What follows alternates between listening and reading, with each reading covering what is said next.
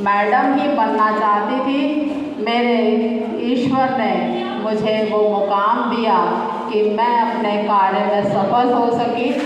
इसके बाद दूसरा जो था, घर में भाई बहन और परिवारजन कहते थे कि ऐसे कैसे बनोगी कॉलेज में प्रोफेसर, नहीं बन पाओगी, नहीं बन पाएंगे, हम पढ़ते अच्छा है तो हम बन पाएंगे, ये हमारा विश्वास था। हम बन गए।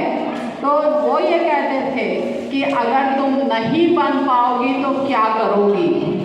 तो मैं अपने करीबियों से ये बोलती थी कि नहीं बन पाओगे, बन पाई अगर तो मैं होम साइंस कॉलेज के गेट पर आलू के कटलेट बेचने का ठेला लगाऊंगी और इतना बढ़िया ठेला लगाऊंगी कि मेरी जो आलू की कटलेट है वो पूरे जबलपुर में सप्लाई होगी। लेकिन शायद ईश्वर को ये मंजूर नहीं था कि मैं उद्यमी बनूं, तो मैं सरकारी नौकरी प्राप्त कर ली। अब मैं 4 बरस के बाद जब रिटायर हो जाऊंगी तो मैं एक फूड प्रोसेसिंग सेक्टर के साथ में कृषि कार्य में इन्वॉल्व होकर इस समाज में होने वाली जो भी विसंगतियां हैं शायद उनको दूर करने का प्रयास करूं और शायद मैं अपने लिए कुछ विशेष कार्य कर सकूं। मेरे साथ मेरे बहुत सारे स्टूडेंट्स हैं जो मुझे ये कहते हैं, मेरे साथी, मेरे जो प्रेम करने वाले लोग हैं वो ये कहते हैं कि मैडम आप करोगी तो आपसे हम भी जुड़ेंगे, हम एक ग्रुप बनाएंगे। तो हमारे पास में इतनी सारी संभावनाएं हैं और उन संभावनाओं में हम सबको संभावनाएं खोजनी है कि मुझे क्या करना है। हर व्यक्ति को सरकारी नौकरी नहीं मिलने वाली। योग्यता होने के बावजूद तरह तरह की विसंगतियां हमारे जीवन में मिल रही हैं, चुनौतियां मिल रही हैं और उन चुनौतियों को दूर करके हम अपने को श्रेष्ठता क्रम में ऊपर लाने की कोशिश करेंगे, तभी हमारा देश आगे बढ़ेगा, हम बढ़ेंगे, हमारा परिवार बढ़ेगा, हमारा राज्य बढ़ेगा, हमारा देश बढ़ेगा। और अल्टीमेटली जब आप अपना स्वयं का विकास करोगे तभी आपका विकास होगा।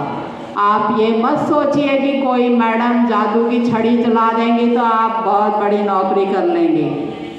आप स्टूडेंट लाइफ में रहकर आपके लिए जो भी कार्यक्रम हो रहे हैं उन सभी कार्यक्रमों को जो निःशुल्क हो रहे हैं उनको अटेंड करें और उनका लाभ प्राप्त करें।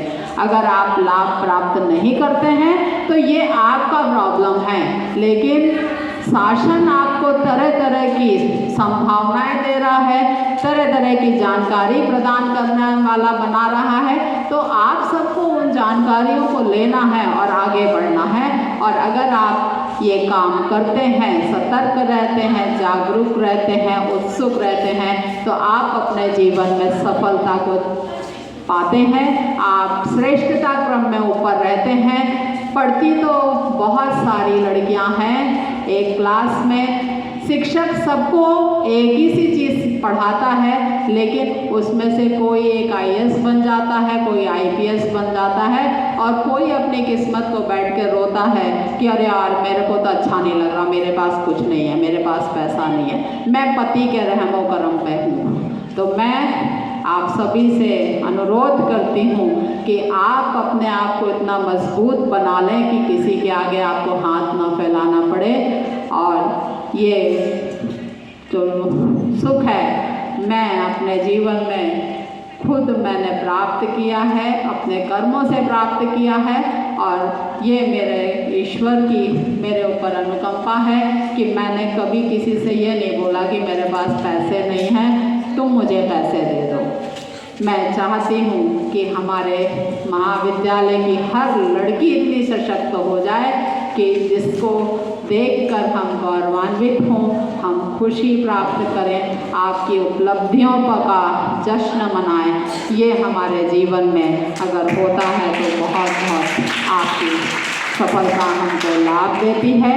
और मैं इस कार्यक्रम में आपने जितना पेशेंस बनाए रखा उसके लिए मैं आपके हृदय से आभारी हूँ और मैं चाहती हूँ कि भविष्य में भी आप लोग इस तरह के कार्यक्रमों में शामिल हों। एक पशु पालन विभाग के द्वारा भी एक कार्यक्रम किया जाना है। अगर आप लोग उसमें भी शामिल होंगे तो आपको नई जानकारियाँ मिलेंगी। इस कार्यक्रम में जिन्होंने मुख्य भूमिका निभाई, उद्यमिता विकास केंद्र के श्री सतीश वर्मा जी और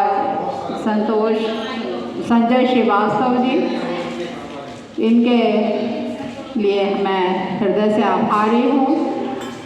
चूड़ामणि प्यासी जी, विजय यादव जी ने अपनी उपस्थिति देकर अपने प्रशिक्षणार्थियों को हमारे तरफ डाइवर्ट करने के लिए मैं उनको हृदय से धन्यवाद देती हूँ। और साथ ही मैं अपने महाविद्यालय की प्राचार्य डॉक्टर नीलम मिठारिया मैडम को हृदय से धन्यवाद देती हूँ कि उन्होंने इस कार्यक्रम को आयोजित करने के लिए अपनी परमिशन दी और इस कार्यक्रम में उपस्थित होकर छात्राओं का मनोबल बढ़ाया। मैं उनकी भी हृदय से आभारी हूँ। और साथ ही साथ हमारे कार्यक्रम में पधारे हुए जो वक्ता हैं श्री परमार जी और श्री सिंह साहब, उनका भी मैं हृदय से आभार व्यक्त करती हूँ, जिन्होंने हमारी छात्राओं को बहुत अच्छी जानकारी प्रदान की। आशा है कि आप सब लोग भी लाभान्वित हुए होंगे, आपको भी उद्यमिता के विषय में जागरूकता आई है निश्चित तौर पे। उसके लिए मैं